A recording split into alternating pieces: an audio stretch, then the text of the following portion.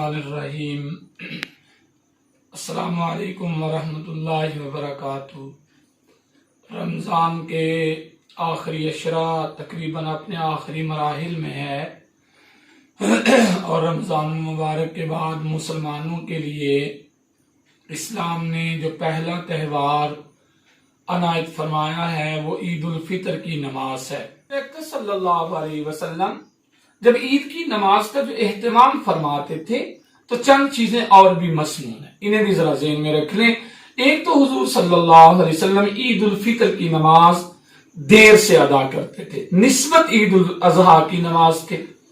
عید الاضحیٰ کی نماز چونکہ قربانی کا عمل ہوتا ہے، اسے ذرا جلدی ادا کر لیا جاتا ہے، اور عید الفطر کی نماز چونکہ اس کے بعد عمل تو ہوتا کوئی نہیں کوئی اور، تو حضور صلی اللہ علیہ وسلم عید الفطر کی نماز ایک تو ذرا دیر سے ادا فرماتے تھے۔ سورج نکلنے کے بعد جب سورج کی تپش، سورج کی شعاعیں اچھی طرح پھیل جاتی تو حضور صلی اللہ علیہ وسلم عید الفطر کی نماز ادا فرماتے تھے۔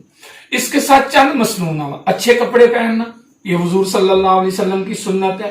نئے پہن لے تو اور بھی اچھا ہے، لیکن پرانے کپڑے دھو کر اگر صاف کر کے پہن لیے جائیں تو بھی اس سنت پہ عمل ہو جاتا ہے۔ حضرت ڈاکٹر عبداللہ عارفی نور اللہ مرکزہ نے عید کی نماز کا طریقہ باقاعدہ مسنون اعمال کے ساتھ اسوہ رسول میں نقل فرمایا، وہیں سے ہی آپ کو عرض کیا جا رہا ہے۔ دوسرا، جب حضور صلی اللہ علیہ وسلم عید کی نماز کے لیے جاتے تھے تو کچھ نہ کچھ کھا کے جاتے تھے۔ عید الفطر کی نماز سے پہلے تاقدر کھجوریں کھا لے یا کھانا کوئی میٹھی چیز کھا لے، یہ کھا کر حضور صلی اللہ علیہ وسلم جاتے تھے۔ کیا مطلب کہ آج روزہ نہیں ہے، اسی لیے عید والے دن روزہ رکھنا حرام ہے، یہ جائز نہیں ہے۔ اس لیے عید کی نماز پڑھنے سے پہلے کپڑوں کا اچھا پہننا، خوشبو کا لگانا اور مسواک کر کے جانا، اپنے آپ کو بنا سنوار کے جانا، اور کوئی چیز میٹھی کھا کے جانا، اور جب گھر سے نکلیں تو دھیمی آواز میں اللہ اکبر اللہ اکبر لا الہ الا اللہ واللہ اکبر اللہ اکبر وللہ الحمد، یہ آہستہ آہستہ آواز میں پڑھتا چلا جائے۔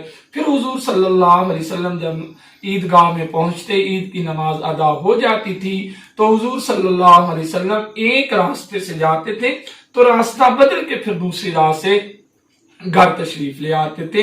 یہ چند مسنون اعمال جو ہیں سنت کی نیت سے، حضور صلی اللہ علیہ وسلم کی اتباع کی نیت سے اگر کوئی آدمی کر لے گا، کپڑے تو پہننے ہی ہیں، مسواک تو کرنی ہے، ٹوتھ پیسٹ تو کرنا ہی ہے، منہ کو صاف اور خوشبو تو لگانی ہی لگانی ہے، کپڑے بھی اچھے پہننے ہیں، اور آنا بھی مسجد کی طرف ہے، عیدگاہ کی طرف ہے۔